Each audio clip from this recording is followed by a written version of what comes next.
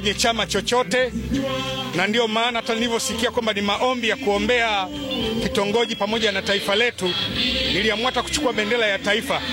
Hii ni yote.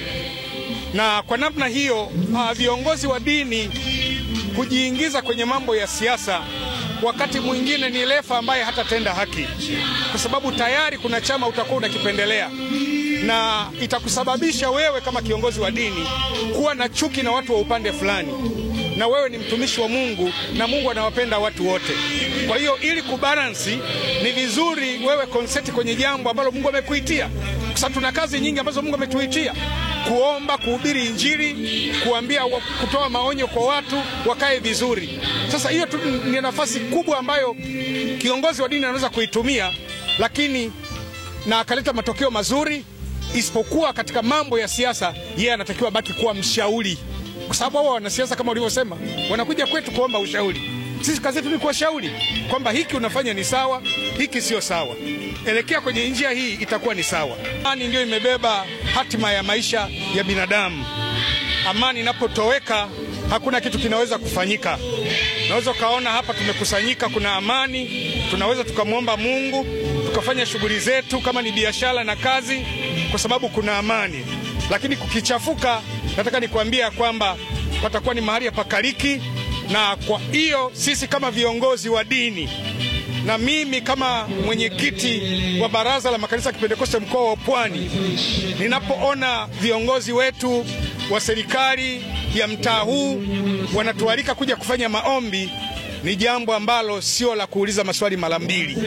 Huu tunaelekea kwenye tukio kubwa katika taifa letu la Tanzania, na tukio hili ni uchaguzi mkuu ambao ni lazima sisi kama viongozi wa dini tumepewa dhamana. Unajua, mtumishi wa Mungu, niseme sisi ni walinzi. Katika lindo likiharibika jambo lolote, anayeulizwa haulizwagi mtu anayepita barabarani, anaulizwa mlinzi. Sasa sisi ni walinzi wa kiroho, kuombea taifa letu, kuombea viongozi wetu, hata uchaguzi huu uweze kwenda huru na kwa haki, na matokeo yakiwa mazuri, Mungu wetu anatukuzwa, na sisi pia tunaendelea kuishi maisha ya amani na ustawi. Kubwa ulionao kiongozi wa kiroho ni kuomba, kuliombea taifa au kuiombea serikali iliyopo madarakani. Na unapoomba, maana yake unaziruhusu nguvu za Mungu zifanye kazi ndani ya yule mtu unayemuombea.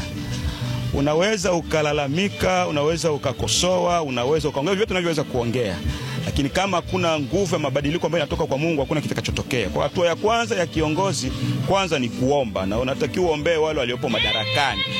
Na nimesema kwamba tunasimama katika pengo kati ya Mungu na hao watu.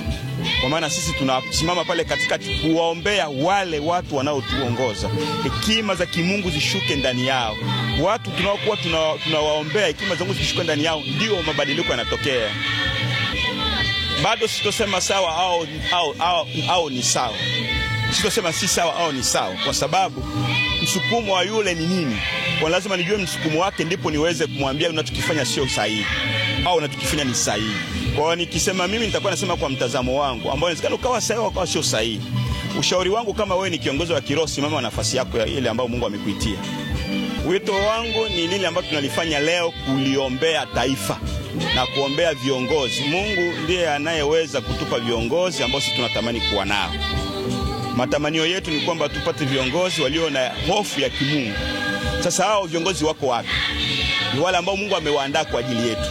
Kwa hiyo tukio linalofanyika hapa, moja ni kuweka umoja wa watumishi wa Mungu kwenye kitongoji hiki cha Amani, lakini pia kuwaweka wanaamani wote katika umoja na upendo na mshikamano, lakini pia kuendelea kumkumbuka Mungu na kumwinua Mungu, kumtanguliza Mungu katika tukio hili ambalo linaendelea kwa ajili ya maendeleo yetu. Tukumbuke ya kwamba sisi binadamu, hakuna kitu ambacho kinaweza kaendelea bila Mungu. Maisha yetu yanamhitaji Mungu, maendeleo ambayo tunayatafuta yanamhitaji Mungu. Kwa hiyo pasipo Mungu hakuna maendeleo. Kwa tukio hili ambalo linafanyika leo hii, maana yake tunamtanguliza Mungu ili aweze kufungua milango ya maendeleo, aweze kufungua milango ya uchumi, aweze kufungua ustawi wa maisha ya watu na kadhalika. Tupo kwa ajili ya kuweza kudumisha amani, mshikamano, upendo na utu wa mtu. Ndio maana hapa tulipo leo hatujachagua dini ya mtu, hatujachagua kabila ya mtu. Bwana, tuko wote wasio na dini, Waislamu, Wakristo, tuko hapa. Mungu ametukusanya kwenye eneo moja la amani kwa ajili ya kuiombea amani yetu na Tanzania yote kwa ujumla. Wito wangu kwa Tanzania kwa ujumla, tumeonyesha mfano ambao ni tukio la kwanza katika kitongoji chetu cha Amani, kuonyesha mshikamano wa pamoja, kuendelea kuiombea amani nchi yetu. Wito wangu mimi, jambo linalofanyika hapa liendelee kufanyika na vitongoji vingine, mikoa mingine na nchi yote kwa ujumla, kwa kumtanguliza Mungu ili aendelee kutupa amani ya nchi yetu.